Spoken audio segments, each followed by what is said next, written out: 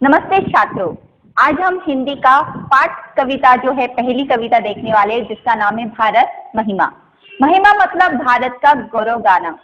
गौरव यानी जिसकी महिमा, जिसकी महानता के बारे में इसमें जयशंकर प्रसाद ने भारत के बारे में बताने की कोशिश की है। इनका जन्म हुआ 1890 वाराणसी उत्तर प्रदेश। इनका मृत्यु हुआ था 1936 वाराणसी उत्तर प्रदेश। परिचय था जयशंकर प्रसाद जी छायावादी युग के 4 स्तंभों में से एक है। आप बहुमुखी प्रतिभा के धनी हैं। बहुमुखी मतलब यानी कि हर एक क्षेत्र में उन्होंने लेखन किया हुआ था, जैसे निबंध है, जैसे पाठ है, जैसे जिस तरह से उन्होंने नाटक लिखे थे, कथा लिखे थे, उपन्यासकार लिखे थे, जिसकी वजह से उन्हें बहुमुखी कहा जाता है। जैसे ऑलराउंडर जिस तरह से बताया जाता है या बोला जाता है, उसी तरह से हिंदी में बहुमुखी ये वर्ड कहा जाता है। आपकी रचनाओं में सर्वत्र भारत के गौरवशाली अतीत ऐतिहासिक विरासत के दर्शन होते, यानी कि ये जो रचना उन्होंने लिखी हुई है भारत महिमा, इसमें सारे भारत देश के गौरवशाली का यानी कि अतीत के बारे में, यानी कि भूतपूर्व में जो घटनाएं हुई थी उसके बारे में उन्होंने इसमें लिखा हुआ है। पद्य संबंध में उन्होंने बताया है कि प्रस्तुत कविता में कवि ने अपने देश के गौरवशाली अतीत का सजीव वर्णन किया है। सजीव यानी कि जीवंत वर्णन करना, यानी कि अतीत में जो घटनाएं हो चुकी है उन्होंने क्या किया था उसका एक जीवंत वर्णन किया हुआ है। अब किसी किसी की रचनाएं ऐसी होती है कि जिसको पढ़ते ही ऐसा होता है कि एक पिक्चर जो है अपने सामने, एक चित्र उसका क्या होता है अपने आंखों के सामने आ जाता है, जिसकी वजह से उसे सजीव कहा जाता है। कवि का कहना है कि हमें अपने देश पर गर्व करते हुए उसके प्रति अपना सर्वस्व निछावर करने के लिए हमेशा तत्पर रहना चाहिए। कवि का कहना क्या है कि हमें जो है अपने देश पर सर्वस्व निछावर करना है, अपने देश का गौरव है, अपने देश पर गर्व करना चाहिए। हर एक जो इंसान है अपने देश पर क्या करता है, गर्व महसूस करता है और अपने देश के लिए, अपने प्रांत तक निछावर करने के लिए वो हमेशा तैयार रहता है। हिमालय के आंगन में उसे किरणों का दे उपहार, उषा ने हर्ष अभिनंदन किया और पहनाया हीरक हार। यानी कि कवि कहते हैं कि हमारे भारत देश को प्रतिदिन उषा हिमालय को किरणों का उपहार देती है। तब मानो ऐसा लगता है कि वो हंसकर सुबह का यानी कि उषा का क्या कर रही है, स्वागत कर रही है। जब सवेरे होते ही सूर्य की किरणें पड़ती है तो मानो ऐसा लगता है कि उषा ने ही भारत देश को हीरो का हार पहनाया है। जिस तरह से हिमालय पर जैसे उषा की किरणें आती है और जिस तरह से वहां पर क्या होता है कि जैसे सुबह सुबह हम देखते हैं, जैसे हिमालय की ओर अगर देखेंगे तो ऐसा लगता है कि जैसे हिमालय के जो गले में क्या किया हुआ है, उषा ने किरणों का हार पहना हुआ है, हीरो का हार जिसे हम अगर कहेंगे। जगे हम लगे जगाने विश्व, लोक में फैला फिर आलोक, व्योमतम पुंज हुआ तब नष्ट, अखिल संस्कृति हो उठी अशोक। कवि बताते हैं कि विश्व में ज्ञान का सर्वप्रथम जो ज्ञान अगर कहाँ पर मिला होगा तो वो अपने भारत देश में मिला था। ज्ञान का प्रसार हुआ, प्रचार हुआ, तभी हमारे जो देश में जो लोग थे उनमें भी ज्ञान का जन्म हुआ था और तब वहां से फिर होने होते होते पूरे विश्व में ज्ञान का प्रसार हो चुका था, जिसकी वजह से लोगों के मन में जो अंधकार था, जो अज्ञान था, वो पूरी तरह से नष्ट हो चुका था। आलोक मतलब जो प्रकाश था, यानी कि जो अज्ञान का जो अंधेरा था वो ज्ञान ने क्या कर दिया था, लोगों के मन में प्रकाश निर्माण कर दिया था। अखिल संस्कृति हो उठी, यानी पूरा जो संसार था वो उस प्रकाश से पूरी तरह से प्रकाश उनके मन में फैल चुका था। हर इंसान जो है, पूरी सृष्टि जो थी वो शोक रहित हो चुकी थी। विमल वाणी ने वीणा ली, कमल कोमल करने सप्रीत, सप्त स्वर सप्त सिंधु में उठे, क्षीराथप मधुर साम संगीत।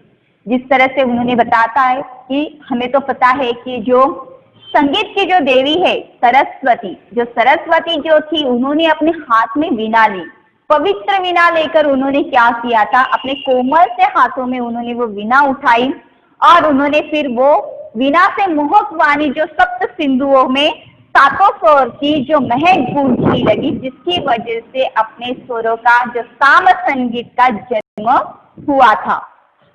विजय केवल लोहे की नहीं, धर्म की रही धरा पर धूम, भिक्षु होकर रहते सम्राट, दया दिखलाते घर घर घूम। जिस तरह से उन्होंने बताया था कि हर एक विश्व में हर एक इंसान जो होता है, इंसान को जीतना होता है या फिर किसी भी इंसान को अगर जीतना है तो किसी शस्त्र का इस्तेमाल नहीं करना है, बल्कि हमारे जो वाणी होती है, हमारा जो बोलना होता है, ठीक है, जितनी वाणी हमारी अच्छी होगी उतनी ही ज्यादा लोग हमारे पास होगी। शस्त्र से किसी को भी जीता नहीं जाता है। जिस तरह से पहले के जो अगर भूतपूर्व अगर देखेंगे तो जो राजा महाराजा थे, जो अपना राज्य वहां पर बढ़ाने के लिए वो क्या करते थे, शस्त्र का इस्तेमाल किया करते थे। दूसरे राज्य पर वो हमला करते थे और वो राज्य अपने राज्य में शामिल करने के लिए हमेशा उत्सुक रहते थे। भिक्षु होकर रहते सम्राट दया दिखलाते घर घर दूर। जिस तरह से भगवान बुद्ध थे, भगवान महावीर जो थे, उन्होंने क्या किया था, इतने ज्यादा में थे, राजा थे, उन्होंने अपना राजपाट छोड़कर उन्होंने भिक्षु होकर वो क्या कर रहे थे, हर एक लोगों के घर घर जाकर वहां पर लोगों के कष्ट दूर करने का उन्होंने हमेशा प्रयास किया था। गौरी को दिया दया का दान, चीन को मिली धर्म की दृष्टि, मिला था स्वर्ण भूमि को रत्न, शील सिंहल को भी दृष्टि। तो जहां उन्होंने यह बताया था कि जो मोहम्मद गौरी थे, उन्होंने जब वहां पर हमला हुआ था तो उस हमले में जब वहां पर हार चुका था तो उसे वहां पर उन्होंने वहां पर क्या नहीं किया, उसको छोड़ दिया गया, उस पर दया करवाई गई। और जिसी वजह से जो वहां पर जो अशोक सम्राट थे, जिन्होंने क्या किया था, बौद्ध धर्म का स्वीकार किया था और बौद्ध धर्म का स्वीकार करने के बाद उन्होंने क्या किया था, उसका प्रचार प्रसार उन्होंने पूरे विश्व में करने का प्रयास किया था। साथ ही साथ उन्होंने अपने पुत्र थे, पुत्री थी, उनको भी उन्होंने क्या किया था, श्रीलंका में भेजा था। श्रीलंका में जाने के बाद वहां पर बौद्ध धर्म का उन्होंने क्या किया, प्रसार प्रचार करने के लिए उन्हें प्रेरित किया था। हम किसी का हमने छीना नहीं, प्रकृति का राह पालना ही हमारी जन्मभूमि थी, यही कहीं से हम आए थे नहीं। उन्होंने यह बताया था कि भारत देश के जो लोग थे, उन्होंने किसी का कभी भी छीना नहीं था, बल्कि उन्होंने हमेशा अपने दोनों हाथों से देने का प्रयास किया था। और प्रकृति का यह पालना रहे, यानी कि प्रकृति से जो भी चीजें मिलती थी वही चीजों से उन्होंने अपना पालन पोषण किया था। यही हमारी जन्मभूमि है, कहीं से हम, यानी कि जिस तरह से विदेशी लोग हमारे यहाँ पर आकर रहते हैं, जिनको हम वहां पर अपने देश में स्थान देते हैं, उन्हें रहने की जगह देते हैं, तो उसी तरह से जैसे विदेशी हमारे यहाँ पर आकर रुकते हैं, तो हम कहीं से आए नहीं है, हम यही जन्मभूमि में पैदा हुए थे और यही जन्मभूमि में भी हमारा मरण निश्चित है।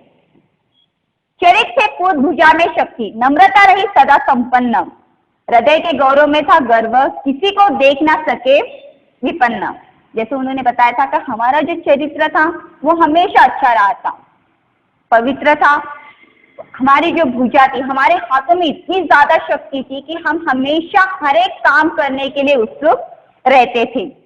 यही हमारी, जहां उन्होंने इस तरह से बताया हुआ था कि बावजूद हमारे पास नम्रता है, हमारे हृदय में संस्कृति पर गर्व हम अगर करते हैं, हम किसी को भी दुखी नहीं देख सकते। जिस तरह से उन्होंने यह कहा था कि किसी को देख नहीं सके विपन्न, यानी कि कोई भी अगर दुखी कष्टी अगर इंसान हमें यहाँ पर नजर आता है तो हम क्या करते हैं, उस इंसान के दुख दूर करने का प्रयास हम करने की कोशिश हमेशा करते रहते हैं।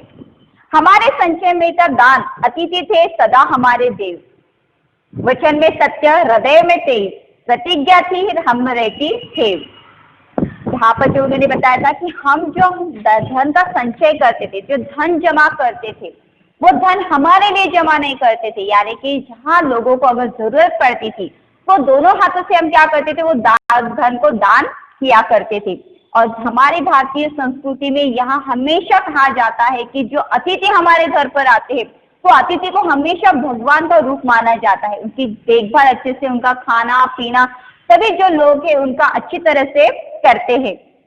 वचन में सत्य था, हृदय में तेज था, प्रतिज्ञा में रहती थी, यानी कि हमारे दिल में हमेशा सत्य है, हमारे दिल में हमेशा तेज रहती है। और उसी तरह से हम जो प्रतिज्ञा करते हैं या हम जो कसम खाते हैं, वो कसम खाने की आदत तो हम में हमेशा ही रहती है।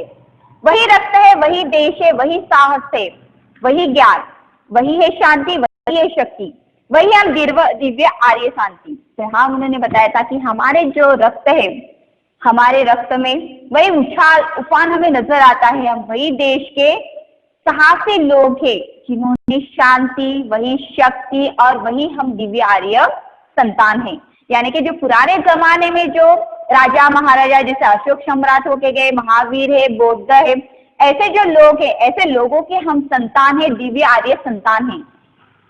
जिए तो सदा के लिए, अभी यही अभिमान रहे यह हर्ष, निछावर कर दे हम सर्वस्व हमारा भारतवर्ष। इसीलिए उन्होंने बताया था कि जिए हम सदा, हम भारत देश के लिए जिएंगे, भारत देश का गर्व करेंगे, उस पर अभिमान करेंगे और हमेशा उसका गुणगान गाते ही रहेंगे। हमारा जो तन मन धन जो है हमेशा भारत देश पर अपना सर्वस्व निछावर करने के लिए हमेशा तत्पर रहेंगे।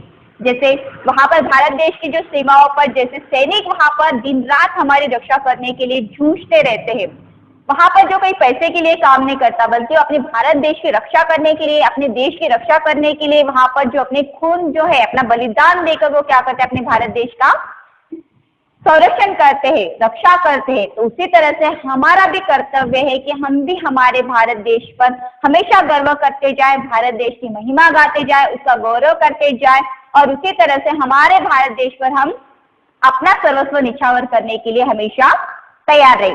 तो जिस तरह से यहाँ पर जो जयशंकर प्रसाद जी थे, उन्होंने ये भारत महिमा जो कविता थी उसमें उन्होंने भारत देश के महिमा के बारे में जो आर्य संतान जो थे ये वहां पर जो राजा महाराजा जो होके गए उन्होंने किस तरह से ज्ञान का प्रचार प्रसार किया था उसके बारे में उन्होंने इस कविता में बताए हुए। और इस कविता के जो भी शब्दार्थ थे यहाँ पर बोर्ड पर दिए हुए, अगर वहां पर कोई डिफिकल्टी है तो आपने जो पोएम लिखते हुए या पढ़ते हुए वो जो मीनिंग वहां पर लिख लेना है। ठीक है, धन्यवाद।